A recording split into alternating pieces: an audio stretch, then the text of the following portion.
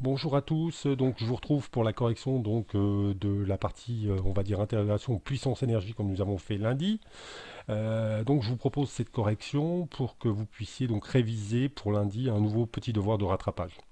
Le premier exercice, donc un circuit de résistance, un générateur qui est alimenté de résistances qui sont elles montées, donc ici on voit bien en série les deux résistances, hein, pas de souci. Ensuite, on vous donne des données, hein, on vous dit que le courant qui circule ici là vaut 10 milliampères et que la tension UAM qui est ici vaut 10 volts. Alors la première chose, je n'ai pas répondu à la première question. Première chose, il fallait donc mettre des flèches comme je vous les ai mises ici et nommer les tensions comme étant celle-ci entre le point A et le point M, celle-ci étant U entre le point A et le point B et celle-ci étant UBM entre le point B et le point A.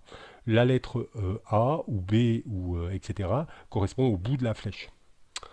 On vous demandait de calculer la puissance totale dissipée par les deux résistances. Comme on est dans un circuit où tout se conserve, c'est-à-dire que ce que produit le générateur, les résistances le dissipent, on utilisait la formule P est égal à 8 tout simplement. On faisait bien attention de transformer la valeur de 10 milliampères en ampères. Le produit des deux nous donne la puissance. Nous avions 0,12 watts ou alors 120 milliwatts si on voulait l'écrire en milliwatts. Sachant maintenant que la résistance qui se trouve en bas, là, elle a donc une puissance, elle dissipe 45 milliwatts et que tout se conserve au niveau du circuit, on peut tout de suite en déduire la puissance de la résistance du haut, qui est donc la différence entre celle fournie par le générateur 120 milliwatts, soustrait aux 45 milliwatts consommés par la résistance en bas. Donc on obtient donc 75 milliwatts pour la résistance du haut. Pour finir, on vous demandait de retrouver maintenant les deux tensions aux bornes de UAB ou UBM. Donc tout simplement en utilisant la formule de la puissance qui dit que P égale 8, en la transformant, on pouvait trouver une formule qui dit que U égale P sur I. Et donc pour la résistance du haut, donc diviser les 75 milliwatts transformés en watts par les 10 milliampères, on trouvait 7,5 volts. Même exercice pour la partie, on va dire, du bas, ou alors, même si on avait voulu, on aurait pu aussi appliquer la loi des mailles, mais elle n'avait pas été mise en place avant. Et on pouvait appliquer la loi des mailles, et puis se dire que dans la loi des mailles, on avait donc la tension UAM, moins UAB, moins UBM égale 0, et on en faisait donc un calcul, et on retrouvait directement UBM qui était donc UAM moins UBM. Moins UAB, excusez-moi, et on trouvait 4,5 volts, même travail. Voilà, c'est ce qui était donc à faire dans cet exercice. Ensuite, on avait donc un deuxième petit exercice sur une éolienne. Cette éolienne, on vous disait qu'on avait un parc éolien. Ce parc éolien, lui, avait 10 éoliennes. Les données importantes, c'était 10 éoliennes. Que chaque éolienne avait une puissance de 600 kW et qu'elle fonctionnait sur une année environ 5000 heures. Chaque éolienne fonctionnait 5000 heures. On vous demandait de trouver la puissance fournie par le parc éolien. Donc le parc éolien, 10 éoliennes, 600 kW par éolienne, multipliant donc les deux 10 éoliennes par 600, on obtenait 6000 kW ou 6 MW de puissance. Pour en déterminer l'énergie, il ne suffisait d'utiliser la formule qui est, elle n'est pas notée, mais E égale puissance multipliée par le temps.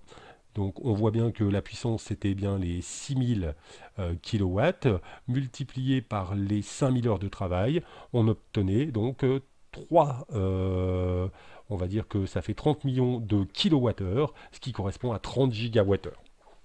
Assez simple. Cet exercice était donc assez simple, allons-nous dire. Ensuite, apparaissait donc un exercice là sur un chargeur, donc une chaîne d'énergie permettant la charge d'une voiture dite plus ou moins verte. Hein. On partait donc de la partie puissance mécanique à l'arrière ici, pour se diriger bien sûr vers la puissance produite à l'entrée pour, on va dire, obtenir la valeur de la puissance nécessaire à la charge de la voiture.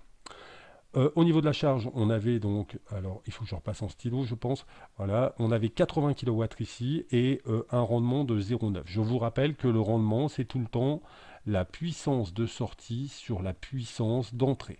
Donc, pour calculer la puissance d'entrée ici, il fallait transformer la formule en se disant puissance d'entrée, donc puissance d'entrée égale puissance de sortie divisé par le rendement. Donc, il fallait simplement diviser 80 kW par 0,9 et on trouvait la puissance qui se trouvait donc à l'entrée.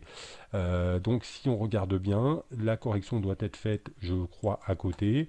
Donc on trouve, en faisant ce calcul, 88 kWh.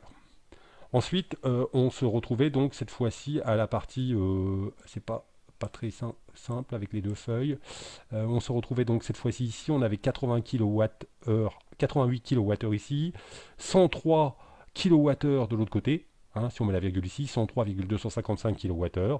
Il suffisait de faire, pour avoir le rendement ici, de diviser le point qui se trouve ici, puissance ici, puissance de sortie sur puissance d'entrée, on réutilisait cette formule et on trouvait donc, si on regarde bien, quelque chose qui nous donne, je crois, un rendement de, alors attendez voir que je me déplace un peu, un rendement 3 qui valait donc 88 divisé par 103,255, 86% ou 0,86. Rendement 2, c'était pareil à calculer puisqu'on avait la puissance d'entrée de l'autre côté qui valait 113. On divisait donc nos 103,255 par 113 et on trouvait 91%.